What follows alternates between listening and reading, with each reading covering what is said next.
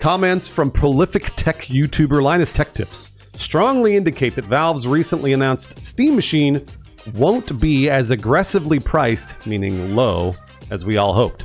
Welcome to Inside Games Daily, the only gaming news channel brave enough to remind you that there was a reason they didn't announce the price. Yeah, we got macroeconomic conditions, which makes my butthole pucker every time I hear that phrase. But also, they probably wanted a pretty nice announcement with not a whole lot to dampen the mood. And it was nice. It was nice to see something from Valve. You're right about that, Lawrence.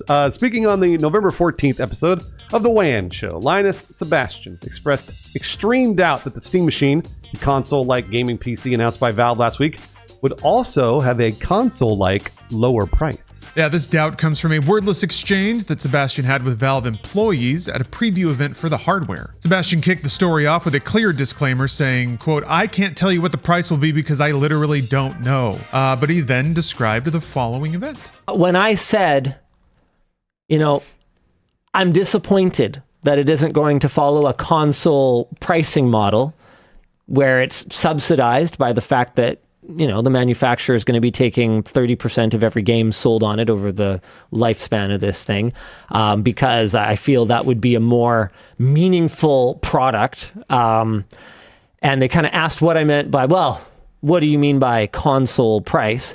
And I said, well, $500. Nobody said anything, but the energy of the room wasn't great.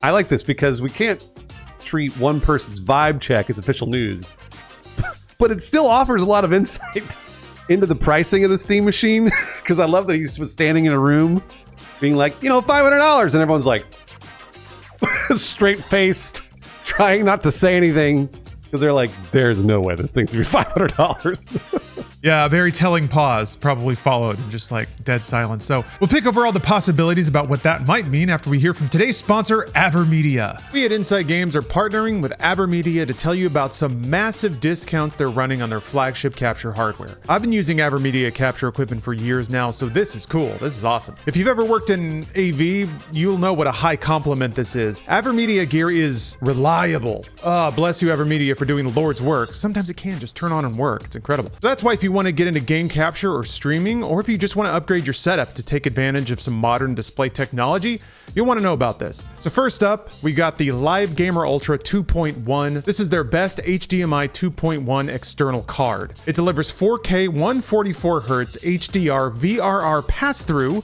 4K 60 capture, ultra-wide support, 5.1 surround sound, and even party chat. Now it just passes right through the unit. It's great. And the best part, $40 off. If you prefer an internal option, the Live Gamer 4K 2.1 PCIe is just as powerful with the same specs minus the party chat pass-through.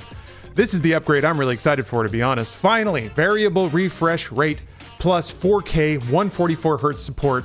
The future is now, and it's beautiful. Next, you can grab two of AverMedia's best capture cards in terms of specs for only $99.99 each.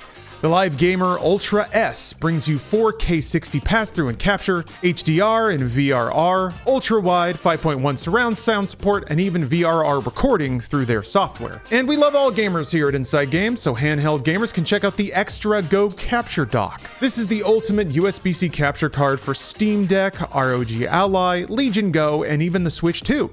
It features 4K 60 pass-through, it can capture up to 4K 30 or 1080p 120, PC-free SD card recording, and extra USB ports for accessories. So no matter what you're playing on, AverMedia has great deals on hardware for you right now. Please visit the link in the description to see all the deals they have running, and thank you very much for the support and the fantastic capture hardware at AverMedia. All right, thank you again, AverMedia. Last we left the story, Linus Sebastian said that the energy in the room wasn't great after suggesting a $500 price point for the Steam Machine. Yeah, Sebastian was a little more definite in a separate Steam Machine preview, relating that Valve, quote, said that while they expect it to be very competitively priced with a PC, it will be priced like a PC, rather than like a console, with games subsidizing the upfront hardware purchase. You probably noticed that consoles typically offer better performance for lower prices when it comes to gaming. Yeah, that can be a little confusing and also a deterrent to getting into PC because it's more of an upfront cost.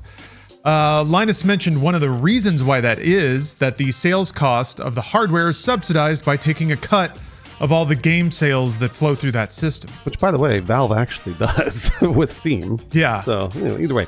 Another is kind of a more logistic thing. Gaming consoles have a locked hardware spec and are typically manufactured in volumes well above boutique high-end PC parts. Yeah, that volume incentivizes manufacturers to find efficiencies in their production pipelines and also to compete with other manufacturers to land these contracts that can last 5-10 years. You definitely want to be the one supplying Nintendo their hardware, or PlayStation for that matter. Absolutely. Console prices are often set with a gradual decline in manufacturing costs priced in as well, so that a console might lose money at launch, but eventually turn profitable. At least they sell enough, right? That's the whole goal, is that they got to sell enough, but that's how it used to work. That's another topic entirely, right, Lawrence? Yeah. That the economic conditions behind consoles actually going up in price is a very unwelcome shift from what we've usually seen. But yeah, generally the parts get cheaper. It gets cheaper to make. You get better at making them, better at shipping them, and even the like mid-console refresh, the PlayStation Slims, things like that. That's typically done to use cheaper parts that are in greater supply by the time you hit that point in the console life cycle. And all that leads back to the Steam machine. It's got a console appearance, it's got console functionality, and Bruce, like you mentioned, Steam gets 30% of every game they sell. So there's a lot of reason to hope that this would follow a similar pricing model, that the Steam machine, Valve would be willing to take a couple $100 hit on it to get it out there and get it in more households. I don't think that's going to be the case. If the Steam machine is going to trend more to $700 to $800, that would compare unfavorably to the PlayStation 5 Pro at $750, which, by the way, I've been hearing that Black Friday is going to lower that price a little more for the next month or so around Christmas time. So maybe more like $650 for the PS5 Pro. Oh man, that's going to be a knockout this holiday if that's the case. People boning up for GTA 6 maybe? But yes, if they're sitting next to each other on a shelf, the PlayStation 5 Pro is going to put out better performance compared to the specs we've seen in the Steam machine, unless a miracle happens. But yeah, the Steam machine, Valve was pretty open in saying they're going to have to rely on resolution scaling to hit 4K 60, which makes sense given the specs. A PS5 Pro's got a lot more beef than that, so that's tough. But when it comes to the economics, the Steam machine would have some perspective angles in its corner. Oh yeah, because they had far cheaper games, free online multiplayer. You don't have to pay the PlayStation Network monthly fee and all that other garbage. So this is a tough sell, I think, for consumers, because it's like, well, hey, pay more up front, but then later on you'll save money. And that I feel like that doesn't work very often. That's not usually a thing that consumers want to do. I think they would rather pay cheaper up front, and then then later on down the line they realize they paid more for games. So this will be an interesting experiment by Valve. Yeah, and calling it an experiment is, I think, the best thing, because it's kind of new. I mean, there was the last Steam machine. That experiment didn't go very well at all back in the early 2010s.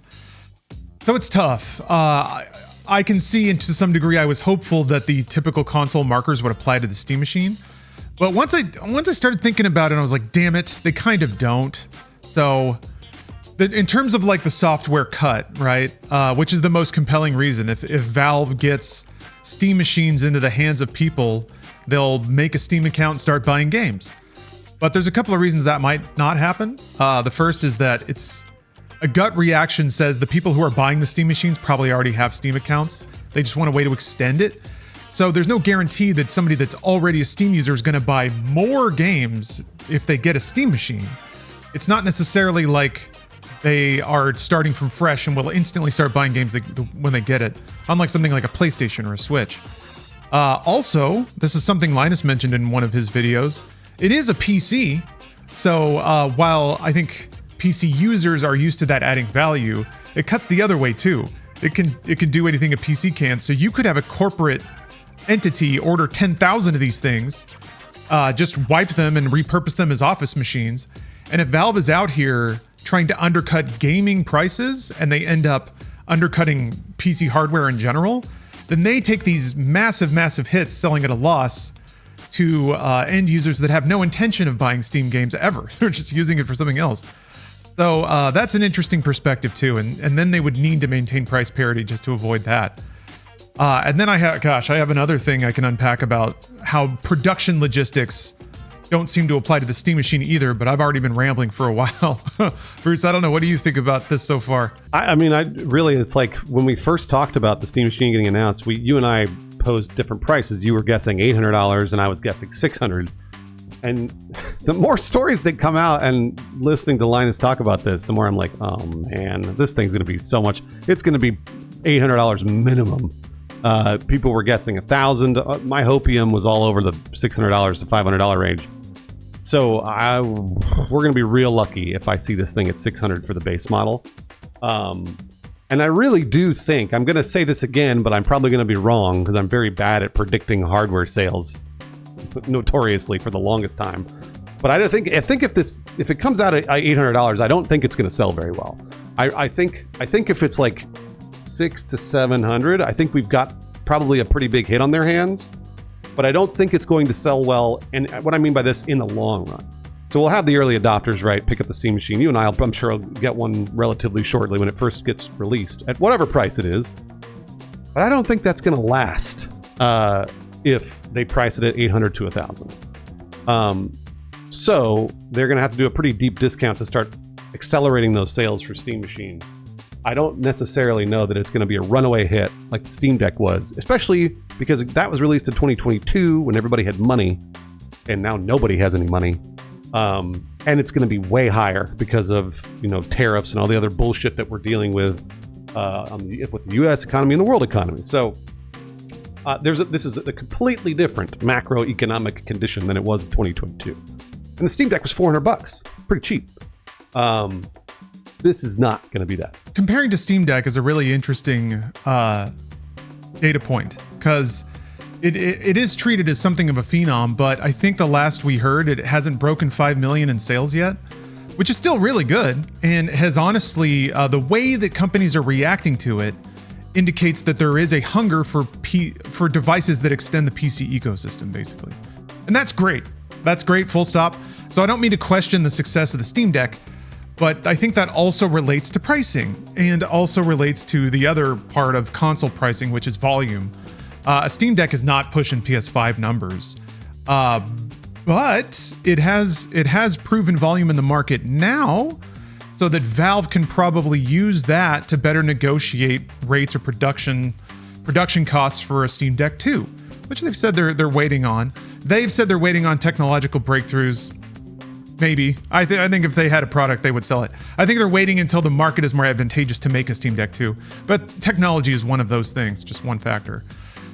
So it's really tough because I feel like it's two roads. One is down the path that seems to be working right now, which is selling pricey electronics to older people like us, millennials essentially, that have disposable income and are used to playing a certain profile of game in a certain way, and are looking for more ways to do that.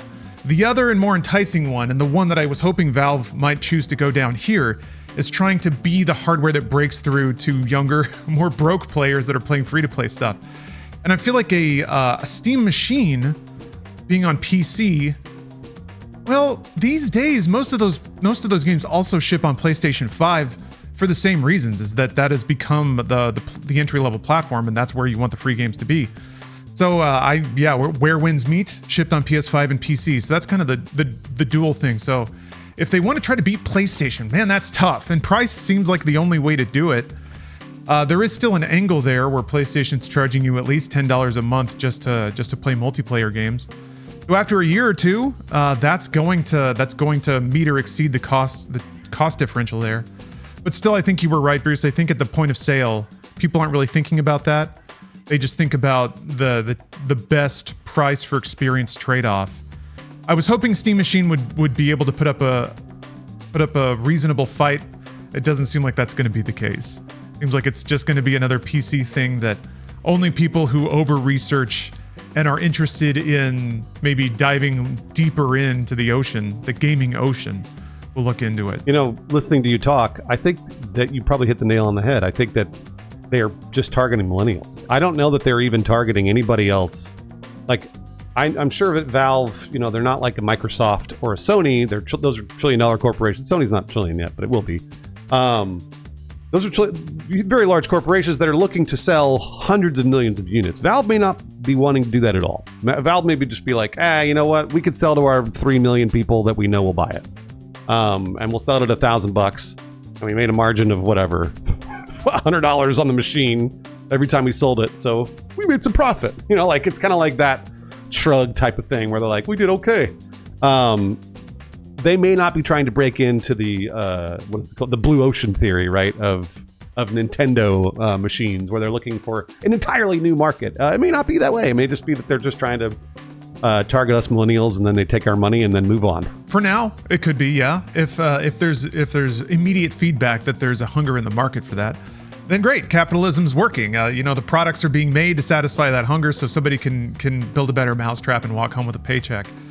The hope is, I guess, when I think about blue ocean territory, and I wasn't even thinking in those terms, but that's exactly what I was driving at.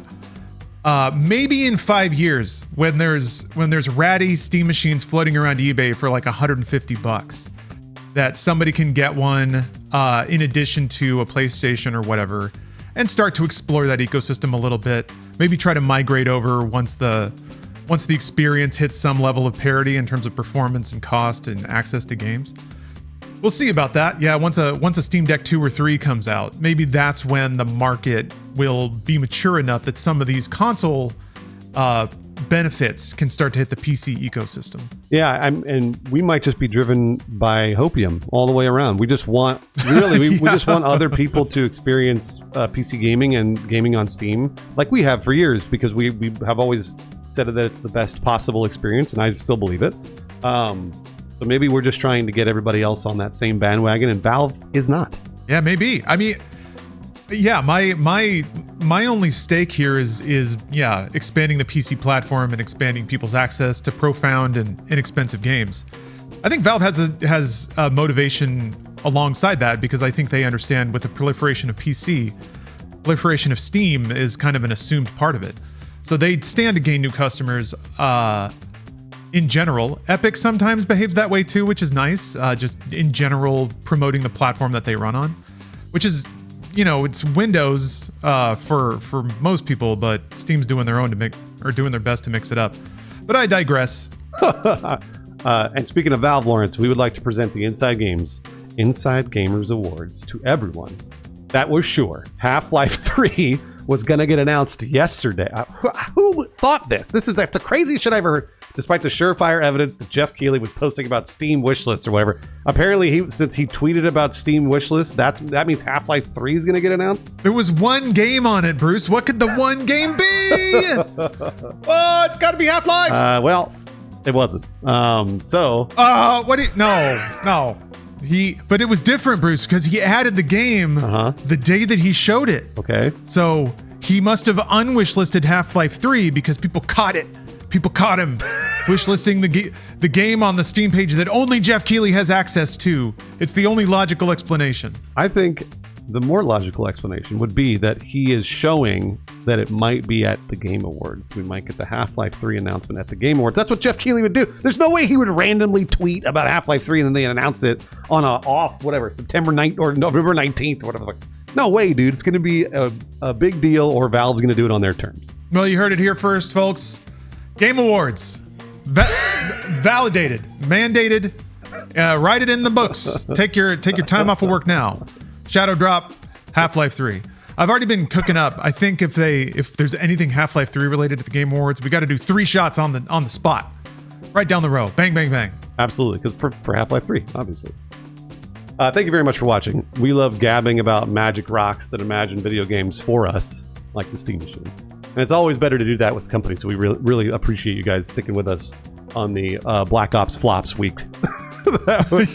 Switch week here on Inside Games. Yeah, seriously. We'd like to shout out a few folks that support this show directly on our Patreon as well. Thane Fireblood, Shaky Pants, Robert Krupe, Keita White, and Ratalog for somehow taking a few bucks our way, despite needing to save for that $1,000 Steam machine. It's going to be $1,000. Don't worry, bro. I'm sitting on a treasure trove of trading cards. I'm gonna cash those in. Gabe's gonna send me the GabeCube, and then I'm gonna play. I don't know.